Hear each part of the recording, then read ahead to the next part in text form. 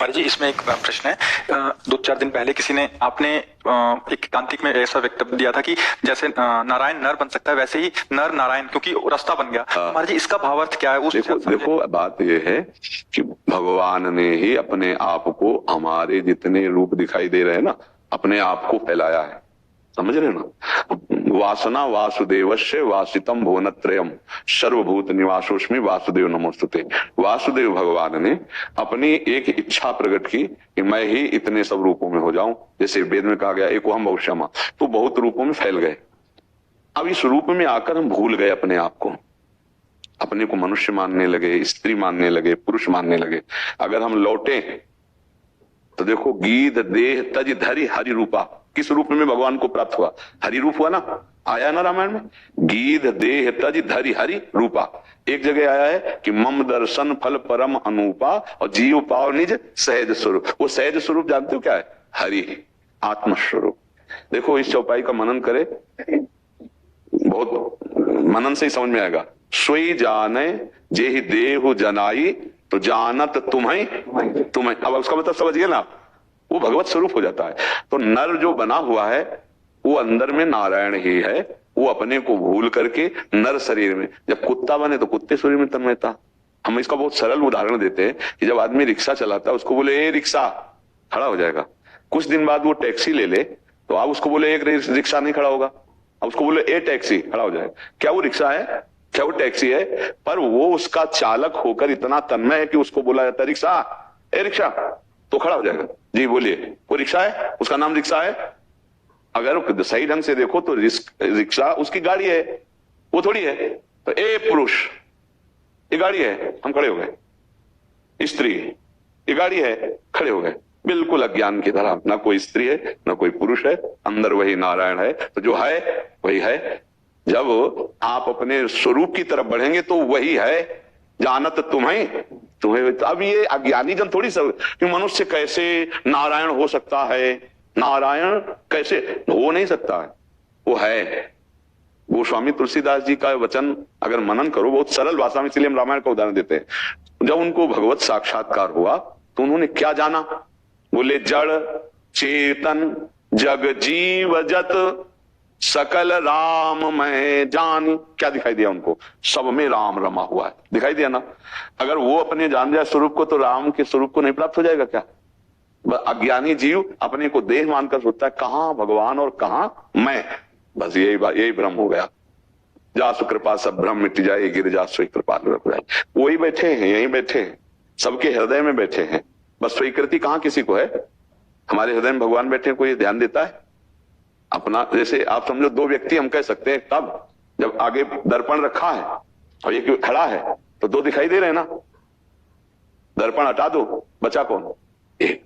अंतःकरण धर्म में अभिमान होने के कारण जीव है, सिद्ध बात है।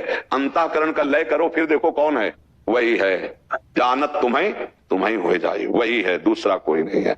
हाँ, अब उसका रसास्वादन होता है दास्य भाव से, सख्य भाव से, वात्सल्य भाव से, कांता भाव के द्वारा रसास्वादन होता है। सत्य वस्तु एक है कि दो?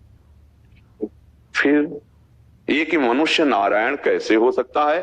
तो दो वस्तु कहां हुई? अब तुम द्वैत में फंसे हो, अज्ञान में फंसे हो, संसार में फंसे हो, तो तुम्हारा बोलना सत्य है कि तुम जैसे देहाभिमानी नारायण के स्वरूप को क्या जानोगे? पर अगर देहाभिमान का छोड़ त्याग करो तो तुम स्वयं वही हो। अभी सबको पता नहीं, तो वेद क्या कहता है? तत् त्वम असि, ये महावाक्य है। तत् त्वम असि, तुम जिसे खोज रहे हो, त्वम असि, जिसे खोज रहे हो तत्, और जो त्वम वो असि, तुम वही हो। बस समझना बड़ा कठिन। मतलब शंकराचार्य भगवान का भी कहते हैं कि समुद्र और तरंग। हाँ, उसका एक बात ये समझना है कि बूंद जब तक अलग रहेगी तो बूंद है, और जब समुद्र में गिर गई तो क्या हुआ? समुद्र हो गया ना। जब तक आप अलग अपने शरीर को अलग मान रहे हैं शरीर भाव से, तब तक आप तो जीव ही हैं। और जहां शरीर भाव छूटा तो आप शिव ही हैं, पक्का, इसमें कोई अंतर नहीं। जब तक वायु विकार है तभी तक तो तरंग है। वायु विकार हट गया तो क्या हुआ? समुद्र हुआ ना, शांत समुद्र है ना। तो विकार होने के कारण ही तो जीव है। ये जीव तरंग है ईश्वर की। ईश्वर समुद्र है और जीव तरंग है। समुद्र में लाखों तरंगे उत्पन्न होती हैं, लेकिन तरंग एक भी समुद्र थोड़ी उत्पन्न कर सकता है। अलग से तरंग की कोई सामर्थ्य नहीं है। समुद्र ही विकारित होने के कारण वायु विकार घुसा तो तरंगायमान होने लगा, वायु विकार हटे तो समुद्र ही है। तो माया का विकार है तो जीव है, माया का विकार हटे तो केवल एक बचा। अरे हम आपकी बात थोड़ी, हम जो बात कहते हैं वो शास्त्र की कहते हैं। भगवान क्या कह रहे हैं? मत्ता परतरम नान्यत किंचिदस्ति धनंजय, मेरे सिवा किंचन मात्र नहीं। तो हम तुम्हारी बात कैसे माने? तुम भी जो बात कर रहे हो वही हो, लेकिन तुम जान नहीं पा रहे। भगवान कह रहे हैं मेरे सिवा कोई नहीं है, तो हम कैसे माने? आप मनुष्य से भगवत स्वरूप में स्थित हो, फिर देखो क्या बात आती है। वही आप गलत जगह हो, आप इस शरीर में हो, इसलिए आप नहीं वो बात समझ पा रहे।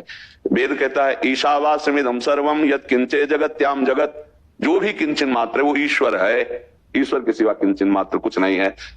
सर्वम खलमिदं ब्रह्म ने नानास्ति किंचन।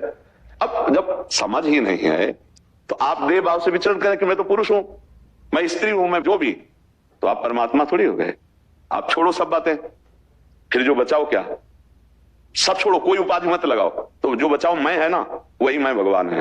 गीता में पढ़ो, चाहे भागवत में पढ़ो, चाहे शास्त्रों में पढ़ो, शुद्ध मैं उपाधि रहित ब्रह्म है। भगवान श्री कृष्ण के वचन चतुर्श्लोकी भागवत में, जब सृष्टि नहीं थी तो मैं था, जब सृष्टि नहीं रहेगी तो मैं ही रहूंगा, बीच में जो कुछ है वो मैं ही मैं हूं। मैं अब इस मैं के साथ जो कुछ लगा दिया जाता है वो माया है। जैसे मैं अमुक हूं, मैं अमुक हूं, मैं, आप फंस गए। सब हटाओ और शुद्ध मैं को देखो तो क्या है? श्री कृष्ण। तो बचे क्या? श्री कृष्ण ही बचे ना। इसीलिए पूर्णमदा पूर्णमिदम पूर्णात् पूर्णमुदच्यते पूर्णस्य पूर्णमादाय पूर्णमेवावशिष्यते। तो क्या है, अब संसार का प्राणी तो फंसा हुआ है भोगों में, वो अपने स्वरूप को तो जानता नहीं। तो जब ये बात सुना कि यदि नारायण नर बन सकते हैं तो नर भी नारायण बन सकता है। अगर सीढ़ी बन गई उतरने की तो चढ़ने की भी तो बन गई, और वो नारायण नर क्यों बने? हम नर को नारायण बनाने के लिए। आप विचार कीजिए, तो रास्ता तो उन्होंने बना दिया ना, तो हम बने ना। अच्छा आप ये बताओ, जब कोई भगवान को प्राप्त महात्मा मिलता है तो आपके अंदर क्या भाव आता है? कि ऐसा लगता है साक्षात भगवान है, लगता है कि नहीं लगता? और लगता क्या है, कुछ तो ऐसे श्रद्धावान होते हैं कि भगवान ही देखते हैं कि गुरु साक्षात परब्रह्म तस्मै श्री गुरुवे नमः। तो क्या भगवान, जब जैसे कोई पाषाण है, कोई धातु है, हम उसमें भावना करते तो हमारी भगवत प्राप्ति हो जाती है ना। तो हम क्या चलते फिरते इनमें भगवान की भावना करते, भगवत प्राप्ति नहीं हो जाएगी? अगर भगवान नहीं थे तो भावना कैसे सिद्ध हुई? पत्थर का टुकड़ा दे दिया, उसमें भावना की तो भगवान खड़े हो गए। तो थे ना, खंबे में थे ना भगवान, तभी तो निकले नरसिंह भगवान। तो भगवान कहो सो कहा, जहां प्रभु नहीं, हर जगह भगवान है ना। तो भगवान ही भगवान है और कुछ है ही नहीं। अब ये कहां कोई ये जान गया वासुदेवा सर्वमित समात्मा तो दुर्लभा, तो बहुत बड़ी ऊंची स्थिति हो गई। तो अभी कैसे ककाहरा पढ़ने वाले को पीएचडी की बात हजम होगी क्या? अब बोलो, वो तो पीएचडी वाला ही समझ पाएगा ना। अब ये सब ककाहरा भी नहीं पढ़े कि नर नारायण कैसे हो सकता है? अरे वो हो नहीं सकता, वो है। जैसे एक बहुत अच्छा आदमी जब अभिनय करता है, बिलियन कहते हैं, हाँ ये बात खलनायक, हाँ भाई आप लोग उसमें खलनायक जैसे ले दुष्ट का, पर वो कितना अच्छा आदमी होता है। जब आप जानते हैं उसको, आपसे कोई कहे बहुत दुष्ट आदमी, तो आप कहोगे नहीं यार गुरु दुष्ट तो नहीं है, पर अभिनय बहुत जोर का करता है। तो ऐसे ही समझो, मेरा भगवान जो रूप धारण करता है वैसे ही वो स्वांग रचता है।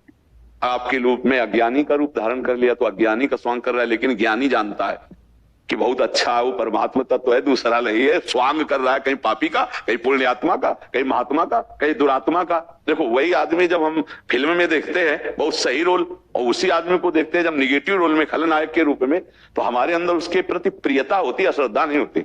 जब वो कभी पर्सनल रूप में आएगा तो आप वो आदर करेंगे कि यार अभिनय बहुत जोर का करते हो आप। ऐसे अभिनय करने वाले जो कभी बूंद शराब नहीं पीते और पूरा शराब पीने का अभिनय करके लड़खड़ाते हुए, और जब वो रोल आपको पता चलेगा कि ये रोल वो आदमी कर रहा है जो पीता भी नहीं है, तो आपका कैसा? तो आप ये समझो निर्विकार परमात्मा रोल कर रहा है विकार का, सतोगुणी रजोगुणी तमोगुणी जड़ चैतन्य का। अब इतना ज्ञान अगर हो जाए तो तुम ना किसी से दुखी होगे ना सुखी होगे। कि फिल्म में जब कोई मारा जाता है तो तुम्हें पता होता है कि मारा गया दिखाई दे रहा है, आप दुखी सुखी भी होते, पर क्या कोई मारा जाता है क्या? नहीं मारा। अच्छा उस समय दो पक्ष हो जाते देखने वाले के, अच्छे आचरण करने वाला अपने पक्ष का हो जाता, बुरे आचरण करने वाला विरोधी पक्ष का हो। और जब विरोधी पक्ष अच्छे को तो आप दुखी होते हैं, और जब अच्छा विरोधी पक्ष को पीटता है तो आप सुखी होते हैं। वाह वाह वाह वाह। और ना वहां कोई अच्छा है ना कोई बुरा है ना विरोधी, बाद में चाय दोनों एक साथ पीते हैं। समझ आ रहा है? बस ऐसे ही समझ लो, वहां तो दो हैं, अच्छा और विरोधी। इस जगत नाटक मंच पे अपने आप से अपने आप को खेल रहा है। भगवान का गोपाल शास्त्र नाम में एक नाम है जगन नाटक वैभवा। वो नाटक मंच बन गया, वो नाटक बन गया, वही विविध रूप धर के अपने आप से अपने आप में खेल रहा, वही दृष्टा बन गया और वही दृश्य बन गया। और वही देखने की क्रिया बन गया। अब अगर समझ पाओ तो समझ लो, पर ये जब तक साधना नहीं करोगे तो हमारी बात तुम्हारी समझ में नहीं आएगी। वही दृश्य बन गया, वही दृष्टा बन गया और वही दर्शन हो गया, जो दृश्य को देखने की क्रिया है। और जब इन तीन त्रिपुटी का लय कर दे तो वही परमात्मा बचेगा। दृष्टा, दृश्य और दर्शन, त्रिपुटी का लय कर दे तो परमात्मा तत्व का दर्शन हो जाए। लेकिन त्रिपुटी में ही फंसा है। आप देखो, त्रिपुटी में फंसा है। हम देख रहे हैं और ये अलग दिखाई दे रहा है अपने आप से, और कोई मर नहीं रहा। जैसे फिल्म में कोई नहीं मरता ना, ऐसे यहां भी कोई नहीं मरता। बोले फिल्म में तो यार झूठा ड्रामा करते हैं, बिल्कुल झूठा, यहां भी ड्रामा होता है। पंचभूत पंचभूतों में मिल गए, ईश्वर काम से दूसरे पे चला गया, मरा कौन हमें बताओ? कौन मरा? एक भी कुछ मरा हो तो बताओ? आग आग में मिल गई, जल जल में मिल गया, और पृथ्वी तत्व पृथ्वी में, वायु वायु में, आकाश तत्व में, पंचभूत लय हो गए। अब जो जीवात्मा है चैतन्य घर, वो कभी मरता है नहीं, कर्म के अनुसार दूसरे शरीर में चला गया। यदि ज्ञान हो गया तो मोक्ष को प्राप्त हो गया, भक्ति हो गई तो भगवान के धाम को चला गया। मरा कौन? बोलो। फिर रो क्यों रहे हो? प्रियता क्यों बना रहे हो? यही अज्ञान है, यही मोह। जब ज्ञान हो जाएगा ये सब ठीक हो जाएगा। बिना ज्ञान के आप लाख समझाने की कोशिश करो, उसकी समझ ही नहीं है ना। बुद्धि की दौड़, एक समुद्र का मेढक संयोग वसात कुएं में गिर गया, तो कुएं में मेढक था, उसने कहा जय राधे, कहां से आए हो? बोले समुद्र से आए। बोले यार तुम्हारा समुद्र कितना बड़ा होगा? इधर से उछला कुआं वाला, ऐसे हुआ। बोले इतना बड़ा समुद्र होगा? बोले नहीं बहुत बड़ा। फिर इधर आया,